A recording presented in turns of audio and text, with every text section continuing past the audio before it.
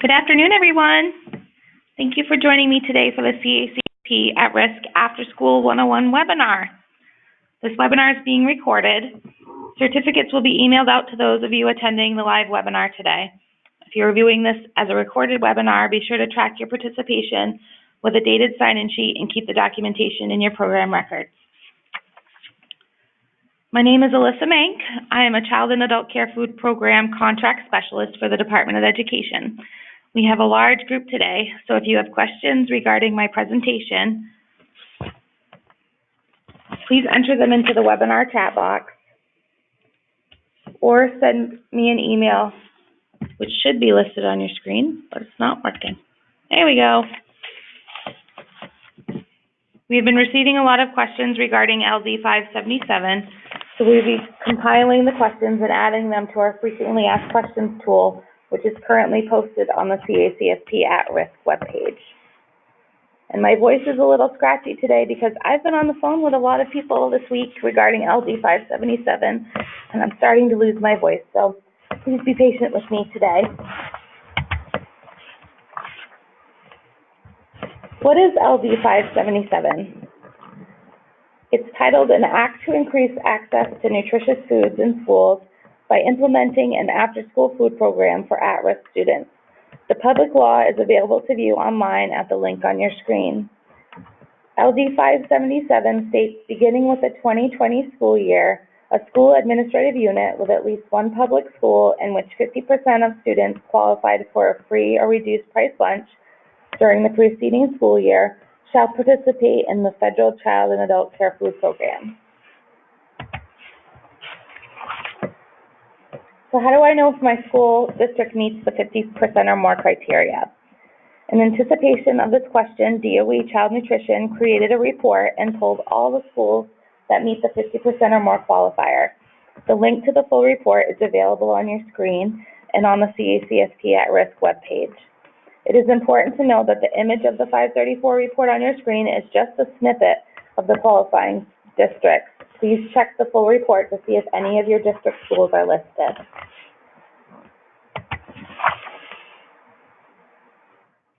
What do we need to serve for CACFP At Risk After School?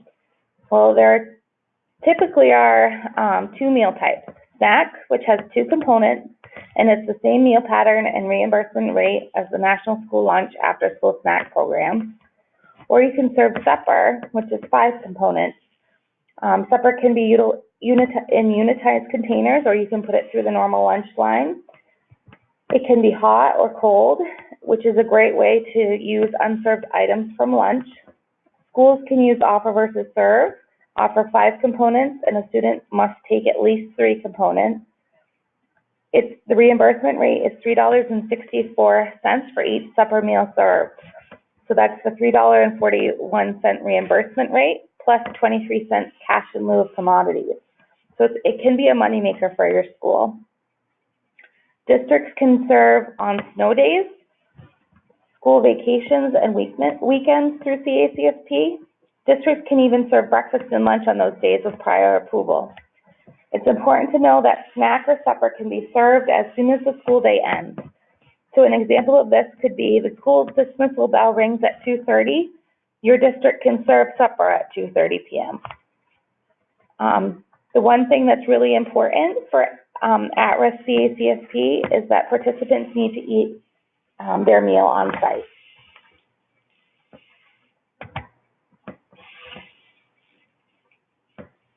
If my district meets the requirements of the law for CACFP At Risk After School, but our district is already serving snacks through after-school snack service programs, do we need to do anything? Excuse me. And the answer is yes. The district needs to either participate in CACFP At Risk After School program or opt out using the guidance from LD 577.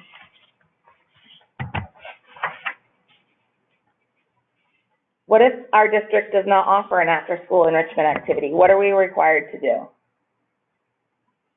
An after-school education enrichment activity that is open to all is a requirement to participate in CACFP At Risk After School.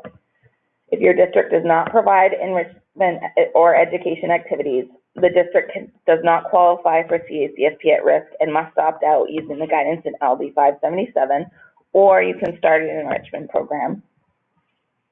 What does open to all mean? Education enrichment activities that do not limit membership for reasons other than space or security, or where applicable licensing requirements. So this could mean the football team would not qualify as an enrichment because they make team cuts. Examples of open to all enrichment activities I've seen are homework health club, garden club, running clubs that do not have cuts.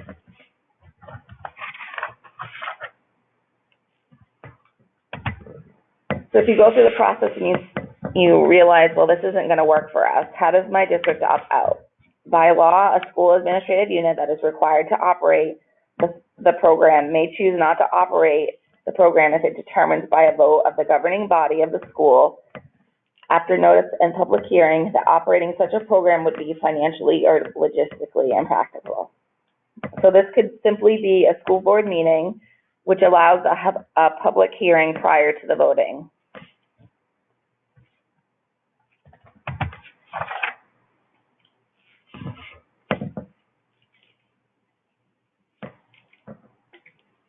So after our district holds the public hearing and the board votes, do I need to report the results to the Department of Education? You only need to report to Child Nutrition if the board votes to opt out of the CACFP at risk after school program by emailing a short sentence and stating your district is opting out to the Child Nutrition team at our email, which is child.nutrition@maine.gov. That's it. You only need to tell us that you're opting out.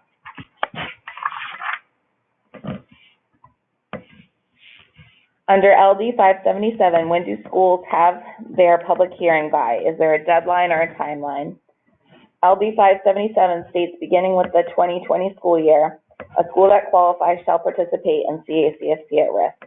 The district may choose not to operate such a program if it determines by a vote of the governing body of the school after notice and public hearing. This process needs to be completed sometime within the 2020 school year. So to recap, the qualifying district can start or opt out anytime during the 2020 school year. So a district that may want to pilot the CACFP at risk program and serve supper may want to start the program in the spring to try it out for a few months and see how it goes.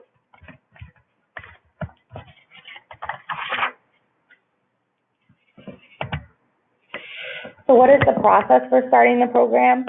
The first, you need to reach out to Child Nutrition by sending us an email and let us know your district is interested. You need to watch the CACFP at Risk 101 webinar, which if you're attending live today, you've done that and you've met that requirement. If you watch the complete webinar, the webinar is also being recorded, and we're hopeful that it will be available on our webpage on or before the 30th. You'll obtain user IDs and passwords from the CACFP team. You'll complete the online agreement through CNT Web. Once your agreement is approved, you may claim meals from the beginning of the month in which the agreement was approved. Again, if you have any questions, put it in the chat box or send me an email. We've been compiling the questions and adding them to our frequently asked questions tool, which is currently posted on our CACFP at Risk webpage. Feel free to take a moment right now and write your questions in the chat box, or you can send me an email.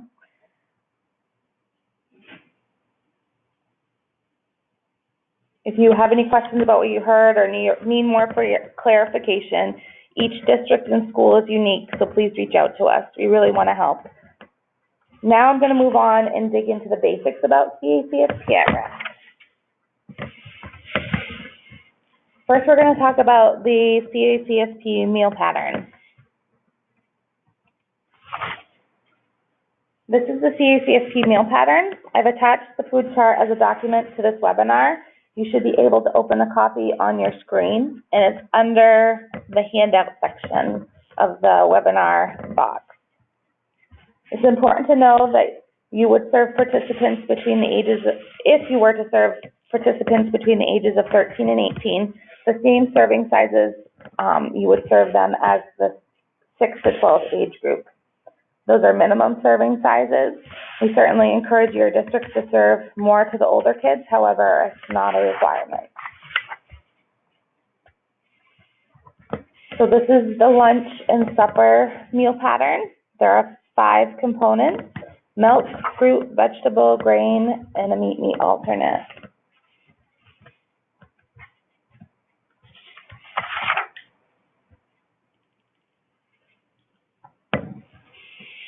It's important to know a second vegetable may be used to meet the entire fruit component.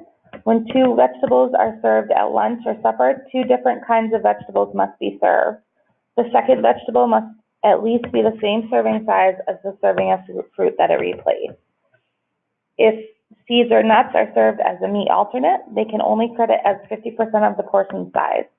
Seeds or nuts must be combined with other meat alternate to fulfill that portion size.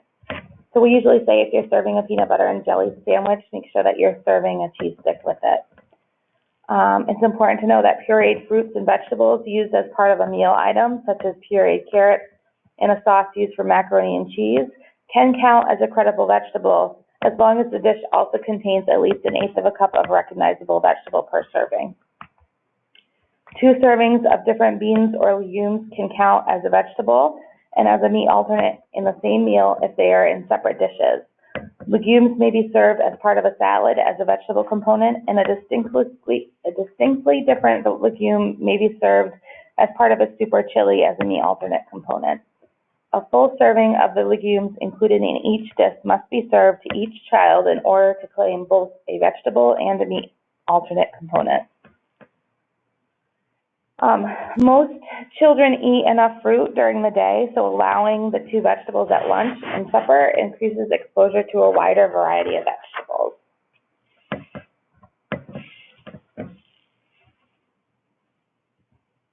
So the fruit component at lunch may be substituted by an additional vegetable if the substituted vegetable is at least the same serving size as the fruit it replaced. There are no vegetable subgroup requirements in CACFP meal patterns. The 2 different kinds of vegetables do not need to be from different vegetable subgroups. So in the example above, a lunch with a serving of red peppers and a serving of carrots, both of which are in the red and orange vegetable subgroup, would be allowable. Schools may not serve 2 fruits at lunch and supper. Food items that are a mix of vegetables and fruit, such as a carrot raisin salad, can credit towards both the vegetable and fruit component if each component is easily recognizable and each serving contains at least the minimum reimbursable serving size. A child in the 6 to 12 years of age would need 1/2 cup of carrots and 1/8 cup of raisins, which is a dried fruit, in a serving to have the carrot raisin salad credit as the entire vegetable and the entire fruit component.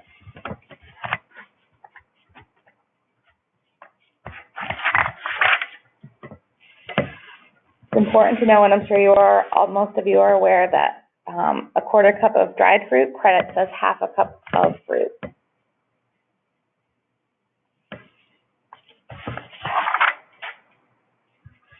Vegetable mixtures can also credit towards the entire vegetable component and the entire fruit component if each component is easily recognizable and each serving contains at least the minimum reimbursable serving size.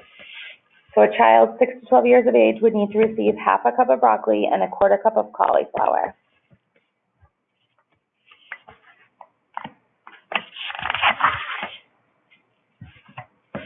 Vegetable mixtures in which serving size of each vegetable cannot be determined, like store-bought peas and carrots, must credit as a single vegetable. Vegetables are credited based on volume, except 1 cup of leafy greens credits as 1/2 cup of vegetables.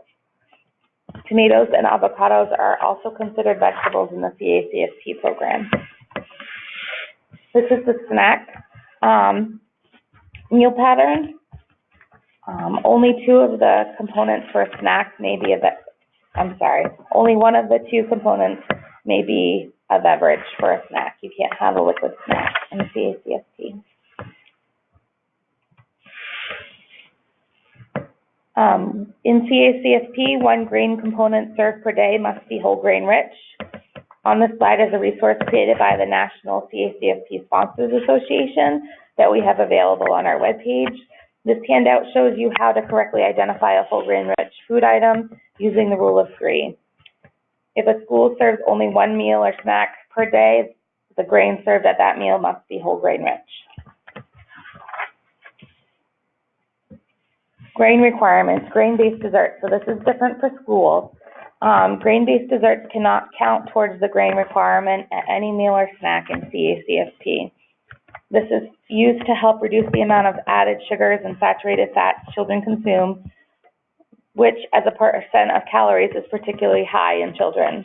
The following are considered grain-based desserts: cookies, sweet pies, donuts, cereal bars, breakfast bars, granola bars, sweet rolls, toaster pastries, cakes, and brownies.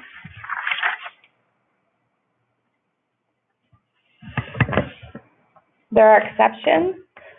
Quick breads and muffins, so a banana bread and pumpkin muffins are okay. Graham crackers and animal crackers. We also I have attached this handout to the webinar. You can also visit the updated Exhibit A requirements by clicking on the link.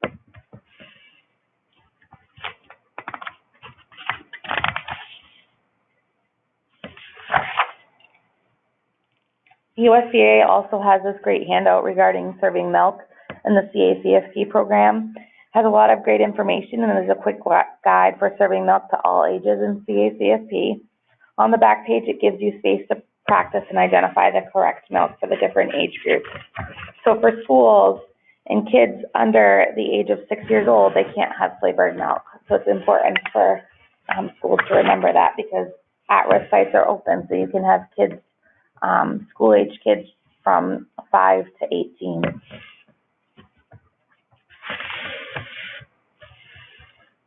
Very similar to school, if you have a participant that has special dietary needs or food allergies, make sure to have the parent or doctor complete the dietary modification form. This allows you to know what the allergy is and what the safe alternatives are for that participant. If you already have a dietary modification form through National School Lunch Program for a child that is participating in CACFP at risk, that same form is fine.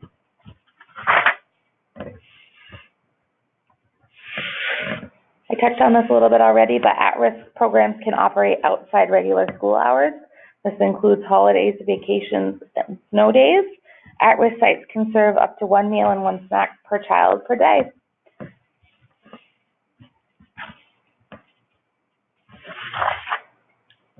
So on those instances where you might be able to serve breakfast during a school vacation, this is the breakfast meal pattern.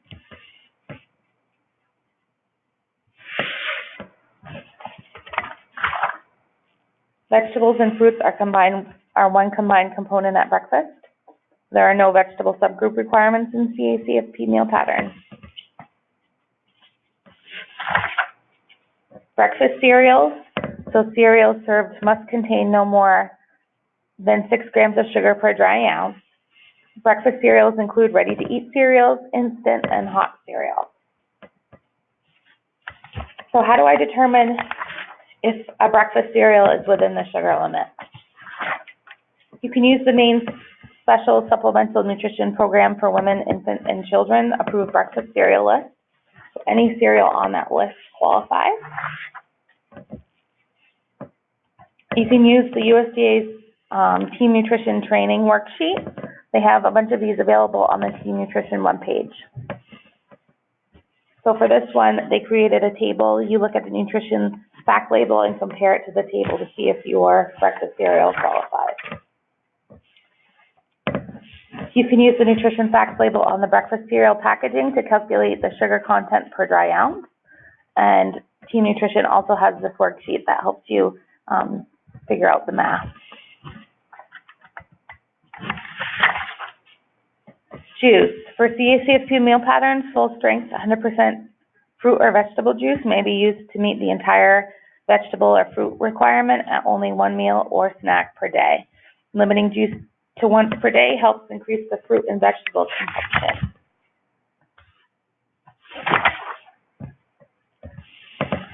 Meat and meat alternate at breakfast. CACFP meal pattern includes the flexibility to serve meat alternates and a reimbursable breakfast.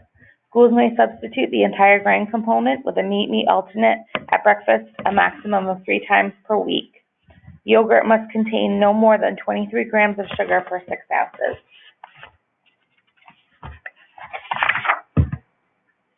So how do I determine if a yogurt is within the sugar limit?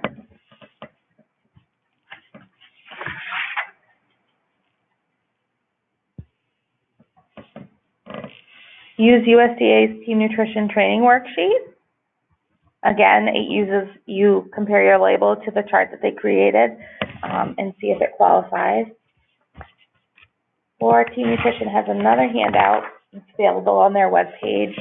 You use the nutrition label and it assists you doing the math yourself.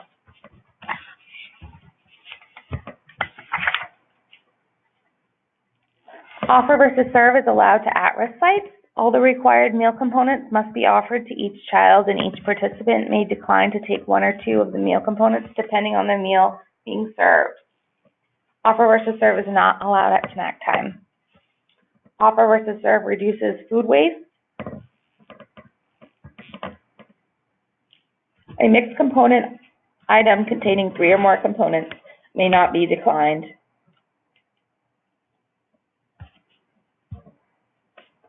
A food item is a specific food offered within a food component.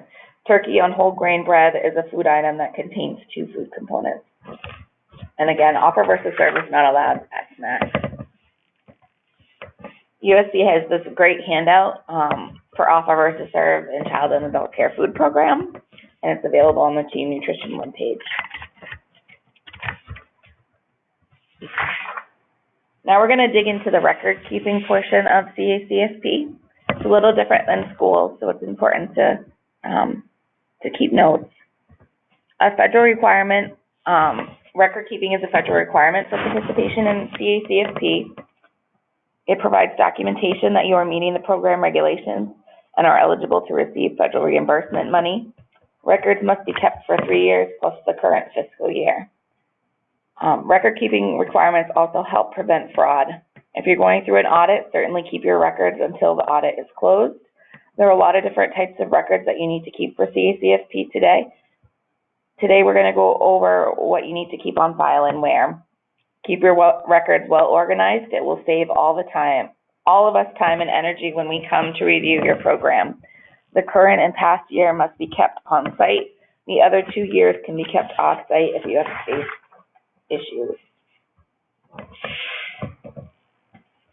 So the CACFP addendum, which is really your application in CNP Web now, you should familiarize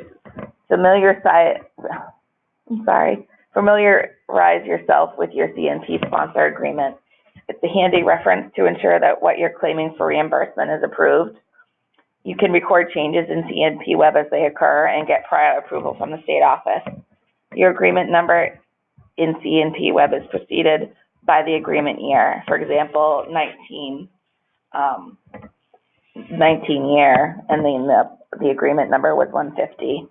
That's going to change once we officially transition into CNP Web. We consider the contract a living document because you can make changes to it throughout the year with state agency approval. It's a great reference to make sure you're claiming correct numbers, the correct number of sites and participants, and correct meals. Once you've completed one agreement, it's a great resource to use next year. Some agreement changes require written approval from board of directors or superintendent. So if you're going to change your CCI authority, so that's the individual that's approved to submit claims, then you may need to have permission to do that. The non-discrimination statement is required on all program documentation distributed to the public, including menus, advertisements, website, social media, and press releases.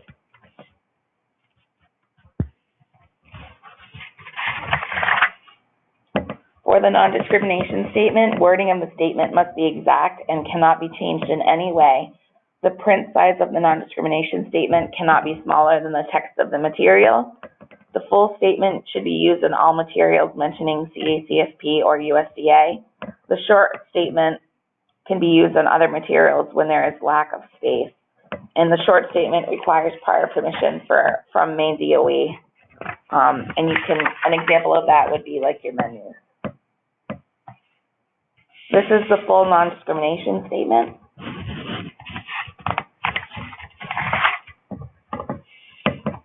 The shorter non-discrimination statement says, this institution is an equal opportunity provider. And prior approval from MDOE is required.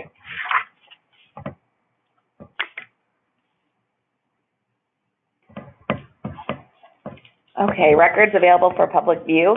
We want to see a current dated menu posted, an And Justice for All poster, which will provide some DOE. We have some new ones to hand out to everyone. Building for the Future flyers, which was provided by us.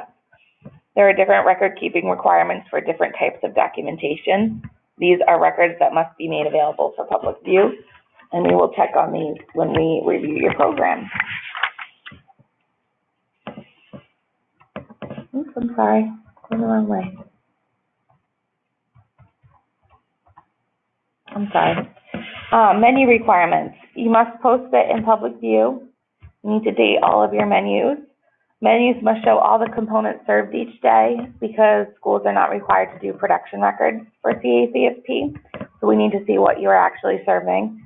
Menu must show which whole grain item is served each day. So again, if you're only serving one meal and you're serving a grain, that grain needs to be whole grain rich. And it needs to state that on the menu for CACFP. You need to record substitutions to reflect actual meals that you've served. So say your shipment of carrots didn't come in and you had to replace it with another vegetable, you would want to note that on your menu.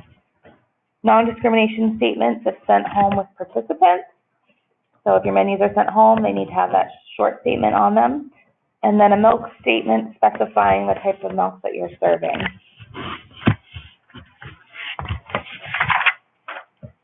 So here's an example of Portland Public Schools super snack menu.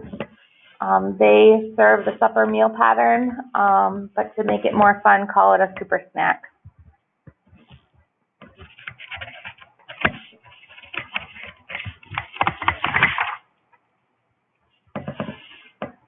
Here's some examples of unitized meals from the Portland Public Schools. There's chicken Caesar salad, make your own pizza, and a cracker stacker. It's important to know that Portland uses the CACFP meal pattern.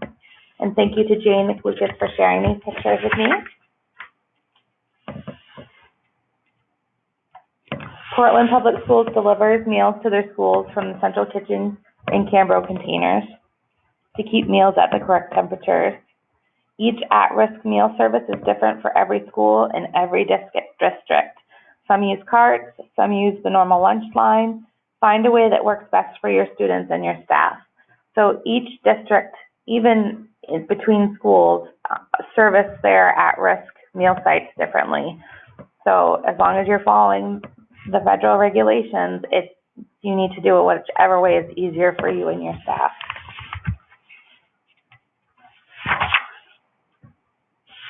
Training records. The district must provide annual training to all staff and volunteers with CACFP-related duties. So that includes new staff or volunteers must be trained on relevant duties before working in CACFP. The district must keep signed, dated agendas with training locations and the sign-in sheets for the trainings provided.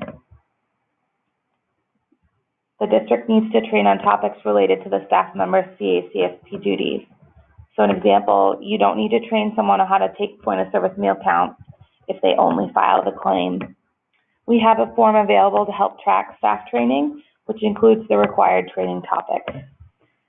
If you are working with an outside entity to provide the enrichment after school, and they are the individuals responsible for the meal counts and the attendance, they need training. They probably will need repeated training. It may be in the district's best interest to have the site staff responsible for those duties sign a statement that they understand the training and the requirements of the CACFP program. So ultimately, the school district is responsible for those records and to make sure that they're doing them correctly.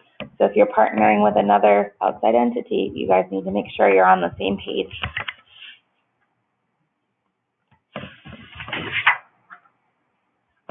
Required training topics. Civil rights training is required for all CACFP staff and volunteers, and is also required for immediate supervisors of CACFP staff and volunteers.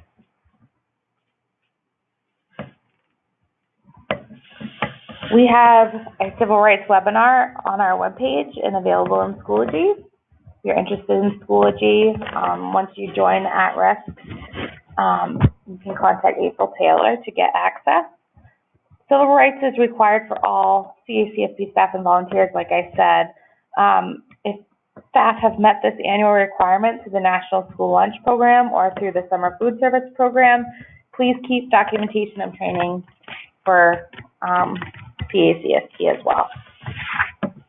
It's important to know for that CACFP runs on a federal fiscal year, so that's October 1st through September 30th.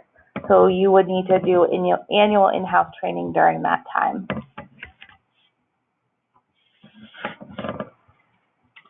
So required training topics for staff with related duties is meal pattern, point of service meal count, claim review and claim submission, reimbursement system, so how you track your CACFP funds, and record keeping.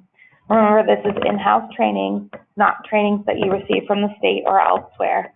For each of these 6 topics, you will annually train your staff with related duties on how you meet these program requirements within your district. You will train your staff on your district's procedures for meeting these requirements. And each district may be different. So one school may have point of service by a keypad, another school may be doing it by paper. So it's important for you to train your staff on how your district does it.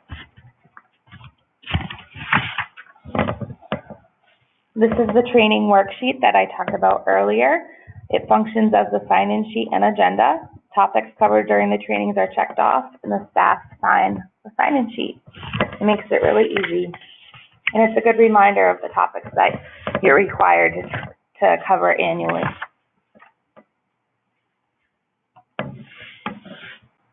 Meal service records for food substitutions. You need to keep medical statements, parent requests on file.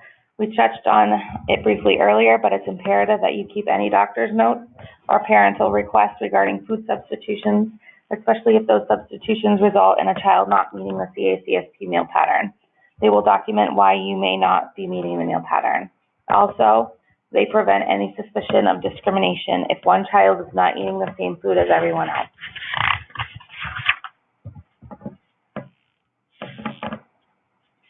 So point of service meal counts are daily counts of total meals served by type. They must be taken at the time of meal service, immediately before, during, or immediately after the meal service. Attendance records are a requirement. They must be recorded separately from meal counts. They can be recorded on the same form as meal counts. 2 different people should record or check the meal counts and attendance to ensure accuracy. Attendance supports actual meal counts recorded. Like I said earlier, some districts are using their point of service keypad system as attendance, as it links to a child's name, and they're using a tick sheet similar to the ones used in the Summer Food Service Program for the meal count. All districts currently operating the program do it differently, so you need to do what works best for your school. Accountability is key. Districts cannot claim more meals than participants in attendance. This is something that needs to be discussed when partnering again with outside organizations. The district is responsible if the numbers are not correct. Here's an example of a meal count and attendance form. So you can see it has the place for the child's full name, which you will need a child's full name, their age, and then you can check off whether they're attending the PM snack supper, and then you would need to check again for attendance.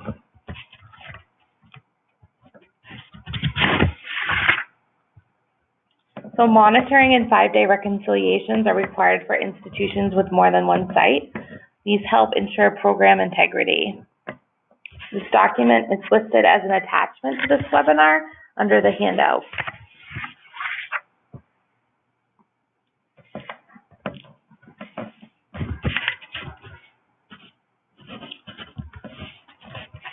The district is required to review each site 3 times per year. 2 of the 3 visits must be unannounced. At least 1 announced visit must include a meal service observation. New sites must be monitored within the first 4 weeks of operation. We provide monitoring forms for you, which outline everything you need to observe, record, and the requirements.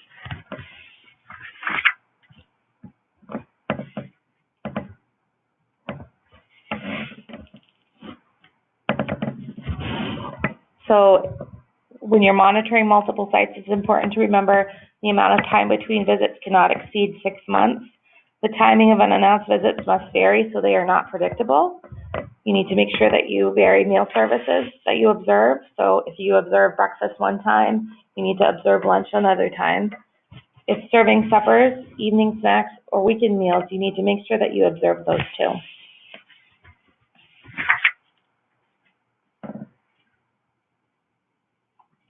A 5-day reconciliation is performed at every monitoring visit, and they reconcile meal counts to attendance. It determines if meal counts are reasonable, highlights discrepancies in meal counts and attendance, and ensures that license capacity is being followed.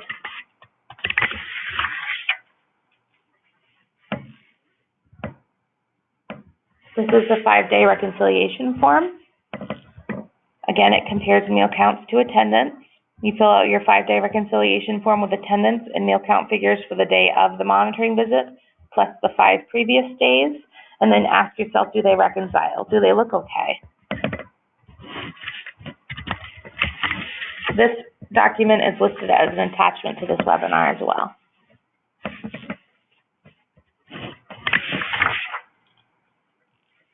Annual racial ethnic identity form. This form needs to be completed at least once during the agreement year for each at-risk site listed on the addendum. So again, the agreement year is October 1st to September 30th. So it needs to be done at each site once per agreement year.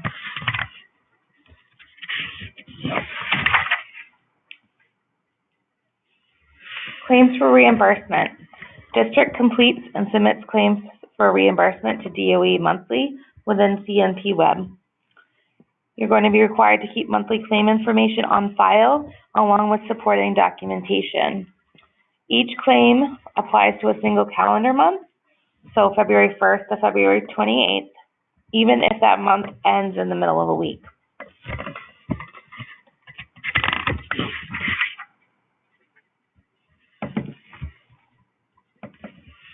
So filing claims for reimbursement for at-risk sites. I'm sorry, I didn't update the date, but the rates are correct. I'm sorry about that.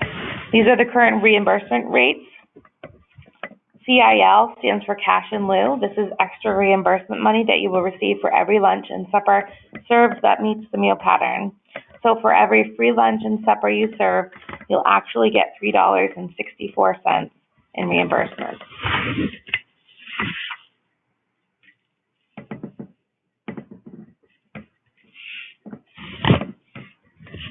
Calculating average daily attendance.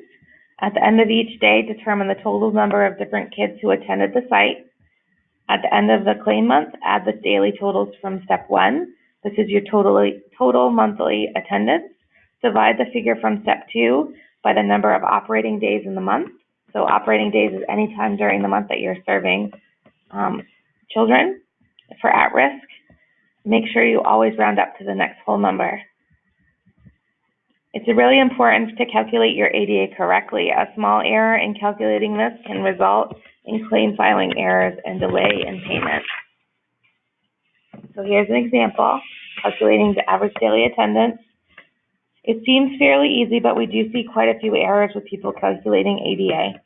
I always remind sponsors that we're talking about people. You can't have half a person, so make sure that you always round up.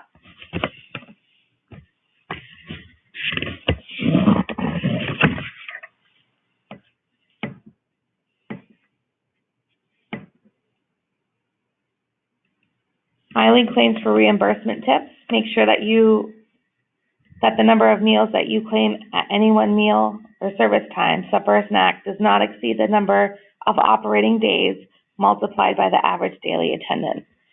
It's really important that your claim form be filled out completely and accurately. Errors or missing information results in us having to contact you for corrections and clarification, which can result in payments getting delayed. In this example, we cannot reimburse you for more meals at one service than number of days multiplied by ADA.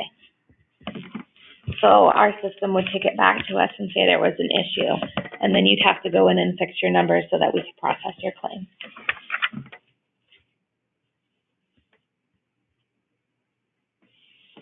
Make sure that the info on your claim matches the info in your agreement, the number of sites sponsored and operating, the number of total participants, and the type of meals that you're serving.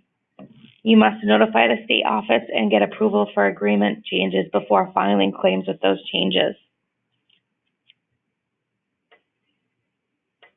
So for example, you report to us on February 8th that your enrollment has increased from 100 kids to 110 kids, and we approve the increase.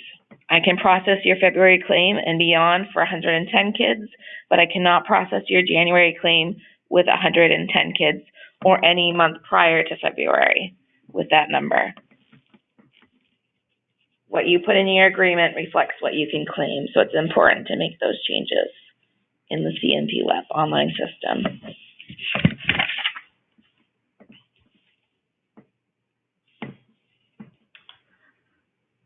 Filing claims for reimbursement. Claims and revised claims must be received on or before 60 days after the last day of the claim month. So end of September, you would have 60 days from the 30th. It's not 2 months, it's 60 days. So it's important to remember that. There are exceptions. Institutions are allowed only one exception every 3 years. So we say you're allowed to be human once in 3 years, and it requires state agency approval and a corrective action plan.